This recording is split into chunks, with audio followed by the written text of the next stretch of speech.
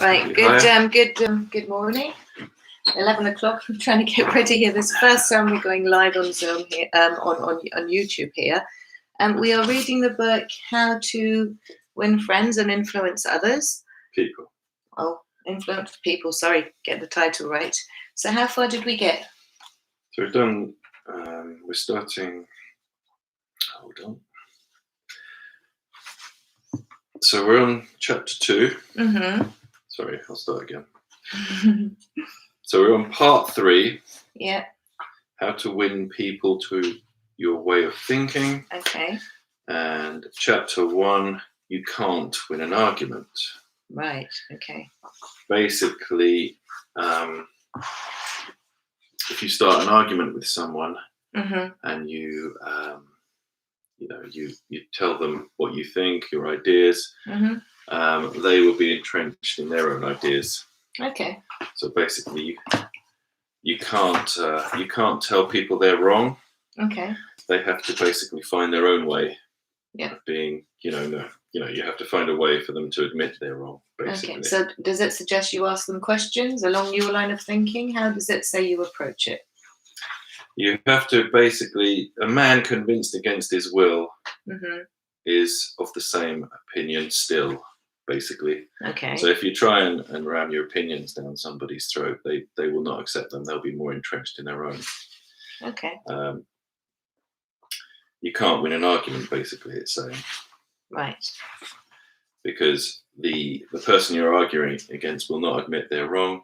And they, their pride, their ego will not allow them to be wrong. Okay. So if you're at a dinner party, as this book suggests, and somebody makes a mistake quoting a line saying it's from the Bible, and it's from Shakespeare, you can't really, call him up on it. He has to go and find out that he was wrong himself. He's not going to admit in front of everybody that he was wrong. So it's not embarrassing people in front of others. In a way, it's kind of saying that. You're not. Yeah, don't embarrass people. It won't achieve anything. Okay. You won't. So if you're having a discussion with a group of people and somebody is in opposition of what you're saying, does it suggest how you go about it? What you say to them? Well, there is a line in here. It says, I might be wrong. If they're wrong, but you say, I might be wrong, but let's examine the evidence. Okay, that's a good idea. So that's one way of saying it. So, for instance, one of the examples I had today, so I know for a fact that they are laying people flat in India, okay? And people are dying. 30-year-olds are going into hospital and they're not coming out. Okay. And these are like leaving people without, there's lots of children that are being left as orphans, okay? So I think this is really important that people understand that, when I got COVID, Richard, do you remember? I was really poorly, wasn't I? For 3 days. Yeah. When I phoned 111, they told me to sit up straight. And they said, you don't need to come into hospital. So I don't know if I won the guy over the phone or whatever, but he cared enough to say, don't go into hospital. And I did some breathing exercises and it went away. But I'm adamant. I'm pretty sure if I'd gone into hospital, I'd be dead. Because they lay people flat. And then what happens is people end up getting pneumonia. And I was pretty rough as it was. So what I'm saying to people, don't go into hospitals, just stay at home, sit up. I stayed up for three nights. I did not lie down. I was like, it was tough. It was tough, but I managed to get through it. You only struggled for one day. It didn't even cause you any kind of problems at all, did it? I don't get ill. You don't get ill. I mean, I don't know how, but you've always had a strong immune system. So anyways, I posted this post letting people know about what I know. And one of my people from my audience, which I respect very much, and I've known him for a very long time, came and said, "You're wrong. You're wrong. This isn't happening." Now I know for a fact that I was right because I've spoken to people. I know from experience what's going on. I've been following YouTube. I've been doing this for over a year, but I didn't really want to turn around and say, "Let's have a fight about this." What I did was I tagged the person who'd actually had a conversation with, and I said, "Would you mind contacting this person, letting them know of what you've told me?" And I just left it at that. And I'm hoping I did the right thing there. Do you think I handled that one well, or would you have done it differently? I mean, I could have turned around and said, "Let's examine the evidence," but then the evidence was hearsay, and we would have ended up having that discussion in public. And you can't really do that, can you, on a post? No. Okay. So let's hope that one gets sorted out. So again, I am relying on you to sort that one out for me. Thank you. Okay, what's the next one? Well, so basically, if you're going to get into an argument, at least find common ground. Look for areas of agreement. Okay. To get people on board, at least in that respect. Right. Okay. Don't get them confrontational. Agree with what some of the things you will agree with. Okay. It won't all be confrontational. What else is it suggesting here? Promise to think over your opponent's ideas and study them. Thank your opponents for their interest sincerely. Okay. Control your temper, basically. Don't get emotional. Could I have turned around and said, "On what grounds are you saying this isn't happening?" But then that would have caused an argument, wouldn't it? When you say what grounds, if I had said thank you very much for telling me, but how come you're opposing what I'm saying? Where's your proof? I mean, wouldn't that have caused an argument if I'd approached it from that angle, which is what the book is suggesting? If somebody's already adamant that they are right, and now I'm turning around to them and say, "Where's your evidence?" Surely that's going to upset them and say, "Well, why doesn't this person trust me?" I have no worries about my where my discussions were coming from. I wasn't out to hurt anybody. I was just giving people awareness. But I think sometimes people may get triggered if we say the wrong thing at the wrong time. And if they're already feeling slightly irate or got at, or, they've been triggered, the last thing they need is another argument. So is it really right to argue with people at that point when they have been triggered? Because that's really what's going on here. Well, no, the thing the book is saying, the only way to get the best of an argument is to avoid it. Absolutely. So you don't want to end up in an argument. So you pass that on. You pass that on to somebody who can give you the evidence, right? And then that way you avoid the conflict. Would that be correct? Yeah, it's conflict avoidance, really. Okay. Yeah. So we avoid. Try and be as agreeable as you can. Okay. Yeah. Drop little things into the argument. Praise the other person. Get them on your side. Okay, maybe I made that mistake of not saying thank you very much for your interest. Am I fiddling again? Yeah. Am I pointing you? Right, what else does it say?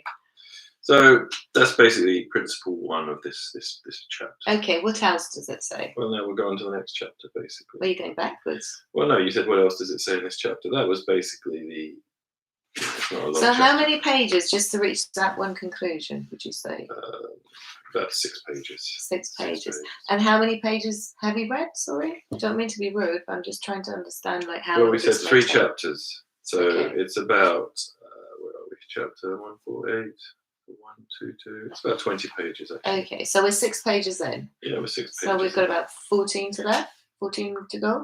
14 maybe. Yeah. Okay, right. What else? So the next chapter, a sure way of making enemies and how to avoid it.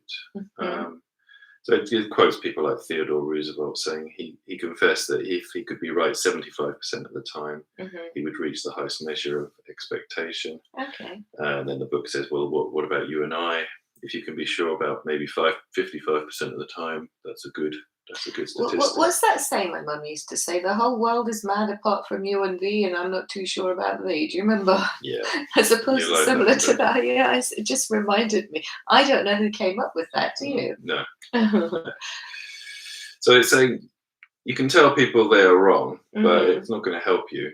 They're not going to change their minds. They're just going to be more entrenched in their position. You can quote Plato, you can quote any other philosophers, but it will not change their mind. Should I tell you one thing I put up today? I put up a post today about if people have gone along the line of thinking about a certain thing, you can't change their mind. And one of the conclusions I came from doing that was when I used to work in Freeman Hardy Willis. I mentioned that, but I used to work in the shoe shop company it was very much part-time.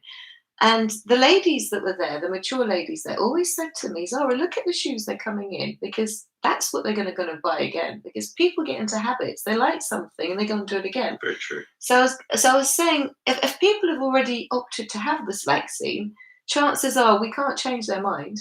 We have to respect the fact that's the decision they've made. And potentially they're just going to have it for the rest of their life, because every 3 months they're going to have a new one. Which is why I said I'd rather catch it once, get the total immunity. Yes, you might get, different versions of it coming out, and I was ill for 3 days. Next time, I'm hoping it's only 1 day. I'd rather do that than be scared for the rest of my life, wouldn't you? Yeah, fear drives. Fear does drive people, and I think that's what they're cashing in on, don't you think? Fear drives people. Yeah. And that's Unfortunately. the way greed works as well. Yeah, they are cashing in on that. But Okay, let's that's move on. another point. Let's move on. What's the other one? So basically, you cannot teach a man anything. You can only help him find it within himself. So True. People need to ask themselves the yeah, questions. they need to find their own way there. Yeah, basically. which is why I always say there's no right or wrong. I can't sit there and say this is absolutely right and that's absolutely wrong, because depending on where we are, there's different rights and wrongs. There's cultures. Different cultures dictate different things. We might be in a different social situation. We may be in a different setup altogether. For instance, if you don't have backup, you don't have that financial backup, then potentially you could, you don't want to take on a massive risk, do you? Because you could end up in severe debt. But if you have got a risk to take, then make sure that you can pay for something. So analyze that situation. So everybody needs to look at their own situation before they decide what's best for them. And I'm not saying this model that I'm doing is good for everybody. Some people are in this mindset level 1 and they haven't completed, their basic needs, and so they need to do that first. Yeah. Okay. Okay. Let's move on. So basically, it's also saying, admit when you're wrong. Mm-hmm. If if you've done something wrong, admit if you're wrong. Yeah, absolutely. It makes you feel humble. It makes other people see that you're humble. It makes people see you're humble. If they've come at you at an aggressive position, you soften them by saying, "Yeah, I admit I was wrong. Yeah. What can we do to make it right?" Or the other person will start defending you. If it's your boss saying, "No, it's not that bad, and you've done good work before." And you'll find people are more softer to your way of thinking if you say, I might be wrong. This goes back to what I said earlier. I might be wrong, but let's examine the facts. Okay. Basically, I don't use that line very much to say I am. I'm usually quite adamant that I'm right. Yes. So maybe I could be using that line. That would help me. Maybe because people that say I'm right will eventually alienate a lot of people. True. They will not come to your way of thinking. Yeah. I'm my way or the highway. Won't help anybody's. Come round. But the thing is, though, do I really want to hold every single person's hand? That's okay if you have a lot of time and you want to get into those discussions. But I just want to know who's on board with me straight away. I don't have that kind of time to kill. So my way actually serves me. But if somebody's starting out and they want to gather that audience, I think maybe that line would work better. Maybe in future, if I'm in a situation where I'm in a closed room and there's few people, that would work for me. But I don't think at the moment it would serve me to start getting too soft on anybody. Would you? No, I'm not saying soft. It depends on your style, really. Are you confrontational? I don't know if preacher? Am I confrontational? I think I ask questions and then we reach conclusions together. And then if somebody's saying something, I'd like them to go away and think about why they've said it, as opposed to come and ask for a discussion with me. I don't have time to hold every single person's hand. I don't. I can highlight things now and again, but that's about it. So how would you win someone over who was really confrontational? I say to people, have I triggered you? Right? Ask why I said that. Am I here to hurt you or am I here to help you? Why have you been triggered? Maybe you need some quiet time. Go away, think about what triggered you, and maybe it goes back to your past. Maybe you have something to deal with, and then maybe when we've all calmed down, we can have a talk about it. Sometimes they figure it out on their own, to be honest. It's emotional intelligence. Yeah, it's when you use emotional intelligence, the short is EQ. People say it's EI, but it's not. It's short as EQ. I still don't know what it stands for, but it's a case of walking away, right? You don't need to do this all that often because you're more or less calm as a cucumber, right? But a lot of people need to go away and think about what triggered them, and then think, why did this thing get to me? And then you think about it, okay, was it them or was it me? Did I say something to upset them? What could have upset them? Okay, and if it's upset them, maybe question whether or not they could be self-projecting here. A lot of people do self-project. And so that quiet time allows people to understand that it wasn't you that was upsetting them, it was themselves. So I often say to people, go away, have some quiet time. I go away. I remove myself from the equation, like I pass people on to somebody else. I literally remove myself, and I don't want to end up in a confrontation. Yeah, Okay. like what? Um, Also, a person will admit they're wrong if it's um, presented to them in a different way.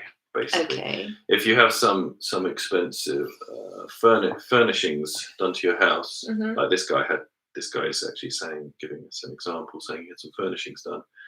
He definitely thought he overpaid for them deep down, Mm-hmm. and wasn't sure about them. Someone came in and said, "Oh, I think the designer pulled one over on you and you overpaid." Oh dear. And the guy said that the guy who's writing the book said, "Well, that wasn't going to enamor me to this person to say that." Okay. Whereas another one came in the next day and said, "Oh, these are lovely drapes, Yeah. very expensive. I wish I could afford them." Okay. And the guy who's telling the story says, "Yes, I know they are, but I can't really afford them. I wish I hadn't got them. Yeah, They're far yeah, too yeah. expensive." So he admitted to somebody in a certain way that he was wrong to get them, and maybe they did Yeah. cost too much. So Like our sofas. Do you remember? Gosh, how much did we spend on those? Isn't Mhm. that a nightmare? Yeah, they kept going back, coming back. No, well, we did it twice, didn't we? We got the other round. We got the love seats. Oh, Sheba saw to them, but But that's something that's else. another Nothing story do to with tell for another day. And insurance companies, and oh Mm. dear, But nobody came in and said, "Oh, you've paid too much for these." So, I thought it. We were but we we were all we thought were it. too scared to live on them for ages, though, Mm. weren't we? Yeah. Right. What's next? Basically, just telling people, don't always tell people you're right. Basically, Don't. no, No, I'm not right, or they're not right. Who? don't keep telling people that you're right. If you're right, Oh, if okay. nobody will eventually be left to be with you if you always say, True. "I'm right, I'm right, I'm right." No, You have to be more diplomatic. I don't. I tend to sort of ask questions rather than telling people what to think. Because I always say leaders won't be told. Leaders won't be told. Do you know what it is about leaders, Richard? It's like herding cats. It's a blooming nightmare. It's much easier to have those people who just want to follow you because they listen, right? But if you have leaders, they're all a definition of those types of leaders is they're always questioning the status quo. They're sticking the nose in everything, and they're a nightmare. You can't tell them what to think because they'll always question you. So I question them instead. Yeah. What about if people questioning you though? Because you won't be told either. No, I definitely won't be told. If So how do people we get around question that? me, I just say, well, thank you very much. Let's agree to disagree. And I leave it at that. And I say, this is my opinion. I respect yours. Yeah. I didn't mean any harm by this. Mm, Apologies if it came across X, Y, and Z because I didn't mean to come across okay. like that way. But bottom line is, this is my opinion and you're entitled to yours. We don't Okay. have to agree. There are certain things we'll agree on and certain things we won't. And it's nice to have those kind of conversations and say we don't all see it from the And same what point of happens to view. the person you're not agreeing with? They often Do go, they okay, yeah, disappear? let's agree to disagree. Do they go? Do you lose It them? really depends on their resilience. It depends on whether or not they're mature enough. Some people actually disconnect and just go. They're like, oh, I don't like this person. And I do always So you say, haven't won your argument. You're just both backing off with your own well, arguments. most people who are mature enough, okay, who have that emotional intelligence, who understand that this is reality of the situation. We can't agree on every single thing, right? They will accept that. But if you have somebody who's extremely argumentative, they won't take that for an answer, and they'll want to convince you, and they'll go on and on and on and on and on. So if you don't give in to that argument, it annoys them, right? It really annoys them. Like I got somebody saying that they're going to report me for what was it? They said I was going to do. They said I was what did they say I was doing? Spamming them. That was it. And then they said that I was struggling with some type of mental illness. I was going to commit suicide. They got so cross with me. Eventually they decided to walk away because they weren't getting that response they wanted from me because I'd removed myself from the equation. I was mature enough to understand they needed quiet time, but they weren't mature enough to understand they needed it. Does that make sense?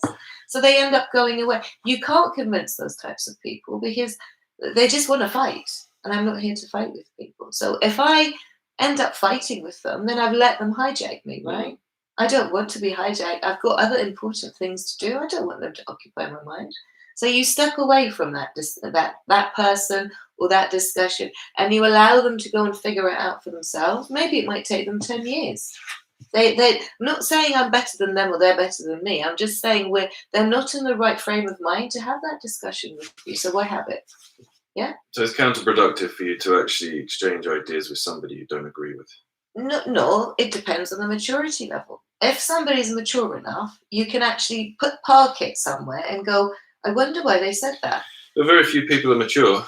Well, majority of the people that you come across, at the moment are triggered with something or another, and they are waiting for a fight. People who look for fights generally have been let down, and they don't realize why they're angry, so they take it out on you. And so when I ask them to go away and have that quiet time, and when I say they're self-projecting, they often realize that it's going back to their past. When I say I'm everyone's mirror, guys, this is what happens. I trigger people, and then people have to go back and go, actually, what happened to me? Why did I feel like this? And it takes them back to some event. It was either a parent or somebody else who was having some disagreement with them, and that's triggered them, but hasn't treated them kindly, Does that make sense? Yeah, that makes sense. Okay, what's next? I mean, the book also says, if someone in authority has made a mistake, don't point out the mistake to them. It will just, even if you're right, even if you've got the law on your side, if a judge has said something and he's made a mistake on some statute of law. On that note, I was just going to say something I just forgot. So I always say treat people with kindness because kindness wins. Now, there's kindness in the way that you kind of say, let's agree to disagree. The mature people will do that, right? And that's that. But when you get somebody who isn't quite there cognitively and they cannot deal with their own emotion just yet, and they can't have that conversation with you on a logical point of view. So they're reacting. They're going with a 90% of their brain. They've been triggered. They're reacting, okay? Sometimes I say, sometimes it's needed, okay, that we have to be cruel to be kind. And so those things that we end up either letting people go, or we have to disconnect them, or we may even have to block them. But when you block people, it actually works against you because you got this thing called the law of the universe, okay, and then you get this double negative thing, which and they end up bouncing back, so they bounce towards you. So you can't actually block people and make them go away. It makes the situation worse. You have to allow them to go away on their own, which is why I'm not really one for wanting to block people. I'd much rather let people understand the situation, understand themselves, before they can make that conscious decision about how to retaliate or to behave or to react. And by react, I'm hoping by this point that they've had that quiet time and they can act in a logical manner. And if they're overreacting because they're being illogical, well, then no amount of talking to them is going to help. So it's a case of, like I used to cuddle Alex, do you remember? To calm him down. It's a case of letting those people calm down. Yeah. Okay. Also, it's saying if there's a problem within, say, a system at work, and you go all guns blazing to management and say you've all got it wrong. This is the correct system. You'll be blown away by the management, and they'll say no.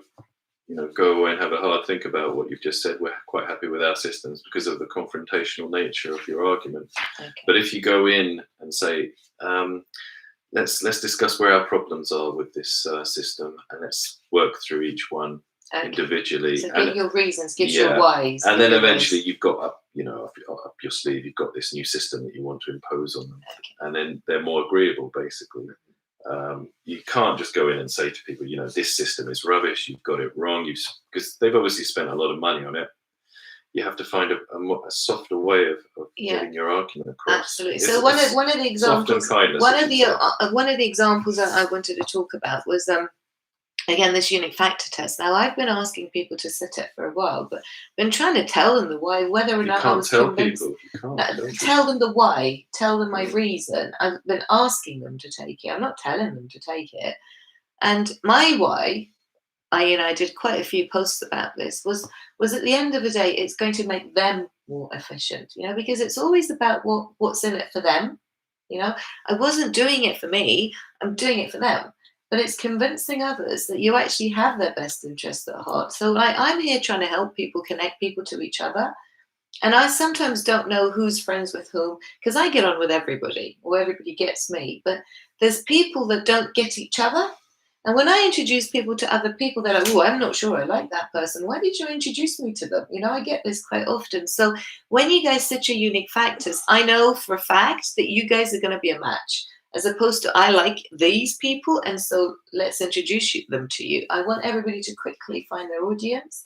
Sitting that unique factor test helps them do that quicker. Yeah, but it has. You can't tell them to sit it. It has to be voluntary. Absolutely, and you have to sell. You have to sell the benefits, which is what I was of doing. what it is, and you have to give. You have to give practical examples of these There's benefits. nothing in this for me. I'm just trying to say, if you guys want to grow in business and you want to have those conversations and you want to have productive conversations, right?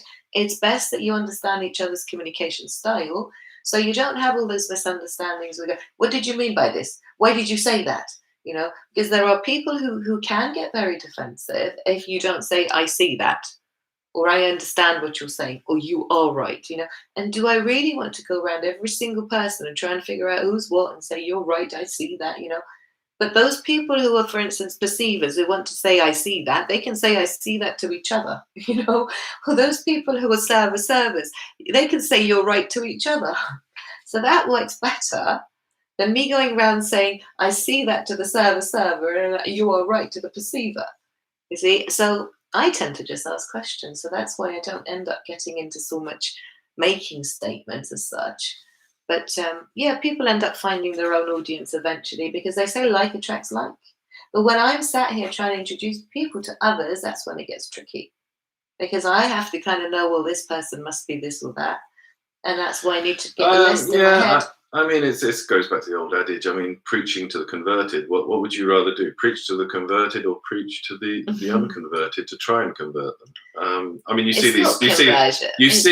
these pointless party, political party conferences where they're preaching to the converted, and let's not get into politics. I'm just saying it's similar to preaching. Let's not drag politics into this. It's nothing to do with politics. Anyway, I was just saying exactly how people talk to people. Well, it's about respect at the end of the day, isn't it? Well, basically, the last bit of principle on here is show respect to the other person's opinion. Never say you're wrong. So respect is given. We always say respect is given. A lot of people think respect is earned. Trust is earned. Trust is something that we can go in with an open mind, and we can assume that we're going to respect this person. We're going to give them a chance, and then we trust that they're going to do well, right? And I tend to give people 3 chances, And if they let me down after the 3rd time, well, it doesn't serve me to have them hanging around. They need to go away and sort themselves out. So that's when I kind of go, right, that person's not for me. But often there are lots of people who can turn up and they want to trick you. They think, oh, if they play this or that, I often talk about sheep in wolf skin and wolves in sheepskin, and to identify people's intention is something that comes with time. So I tend to watch people, guys. I don't sort of go in and go, oh, I like the look of this one and I like what this one says. I'm like, yeah, let's give it a chance.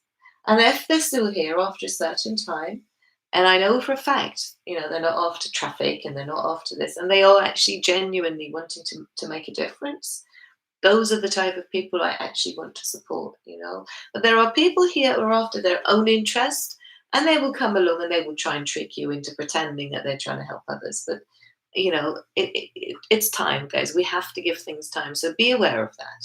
Yeah? Okay. Yeah, what else?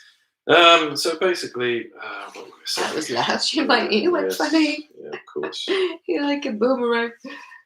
Right. I was going to say something. It's gone now.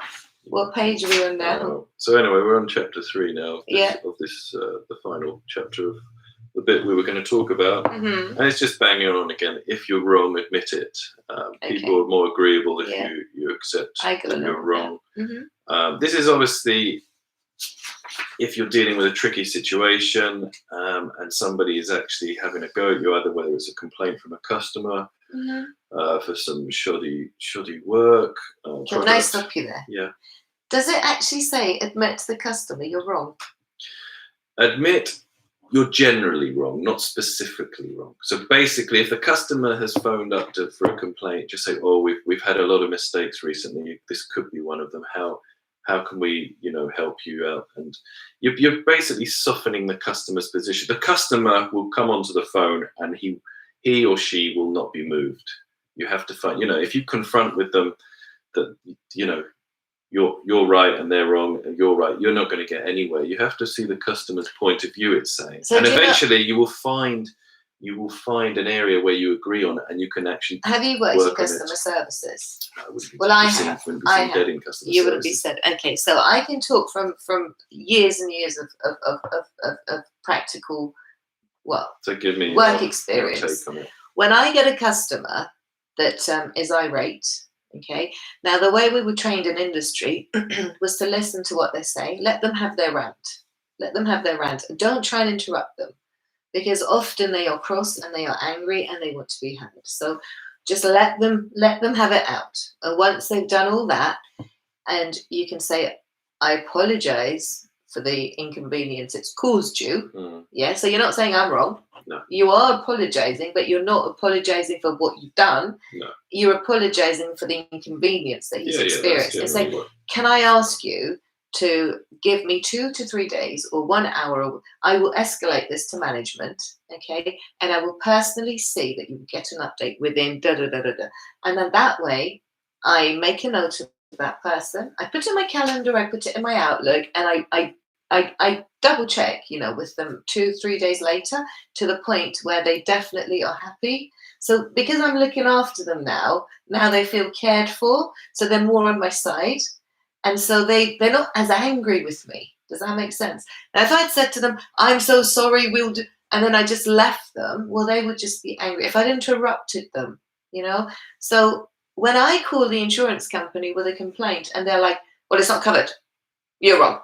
And I get angry and angry and angry. And then I say, "Well, I want to talk to your manager." "Sorry, it's not possible to do that." They don't have an escalation. I said, "Can I have this escalated, please?" They're like, "Oh, we're not sure we do that." I said, "Well, can I suggest you talk to your underwriters then? Because obviously we're in a very different situation." They're like, "Oh, okay." So I know what the customer would want. So I tell them, and I said, "Listen, you're going to lose business, guys. You're going to go under if you carry on like this. Nobody wants to be treated like this. I'm not coming back to you. I'm just telling you. Yeah. I'm going to tell all my friends that this happened to me. Do you want to lose more customers? You're not treating me right." And I don't know if that's the NTJ or if that's me standing up for my rights. What's And I'm NTJ again? Can you explain to people what NTJ is? ENTJ is Margaret Thatcher, but I do it in a nice way. What does ENTJ stand for? So it's the Myers-Briggs test that apparently you're only supposed to sit if you're depressed. Okay, so E stands for extrovert. N, stands for intuition.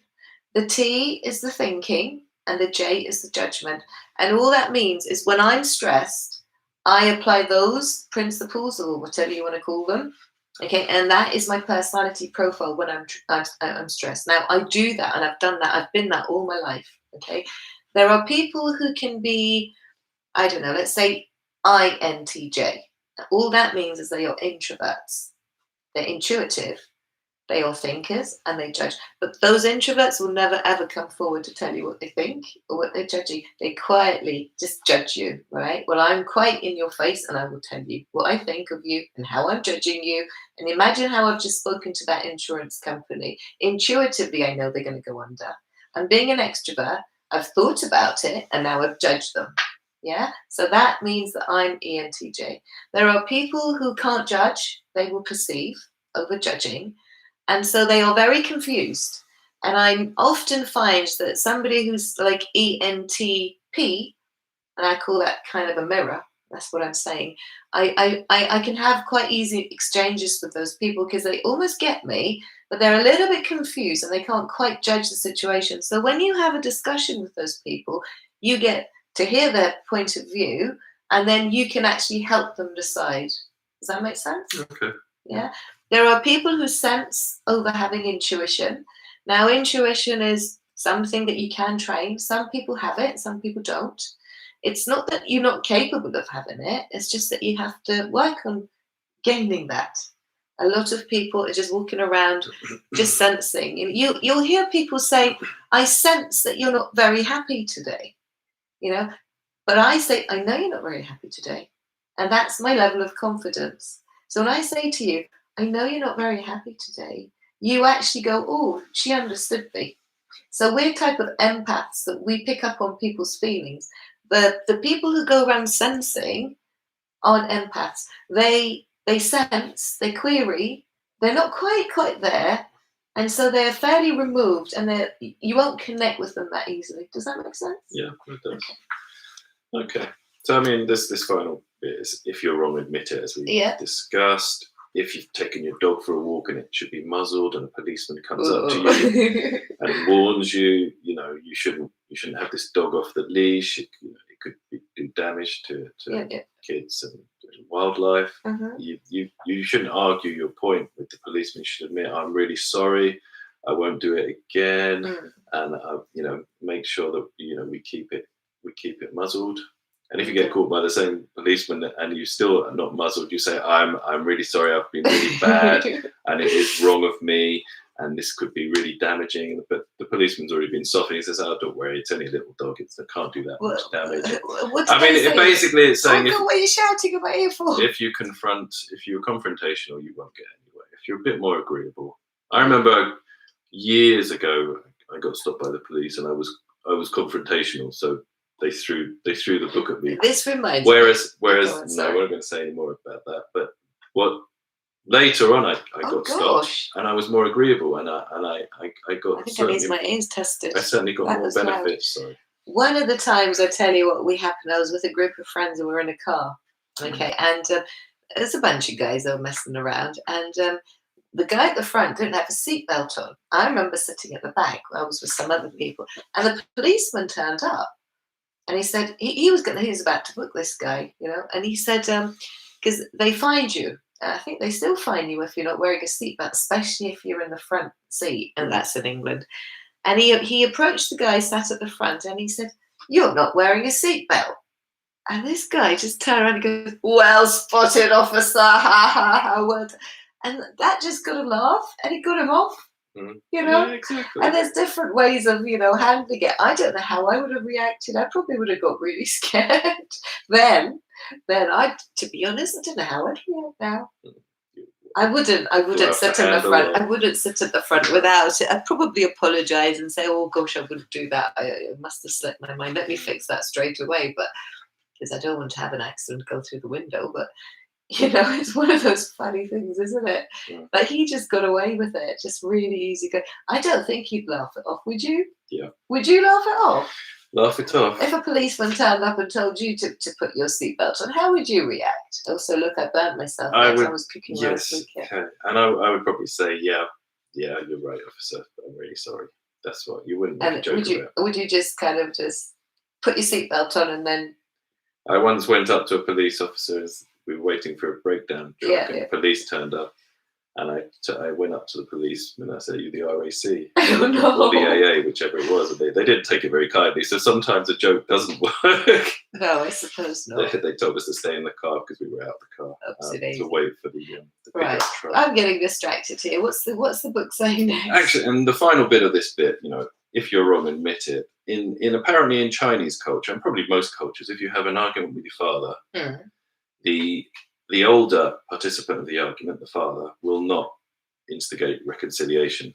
It has to be the younger, and that's probably the same in most cultures. To be fair, the younger one, yes, might have hit a sore point. We won't go into that. But the father felt that the young people should have respect for their elders, and any argument should be. That's part of conditioning. Apologies and that's part of conditioning, though, isn't it? Because we always say respect is given, and ideally, whoever's in the wrong should come forward. And they always say whoever comes forward is the bigger person. So that actually works opposite, doesn't it?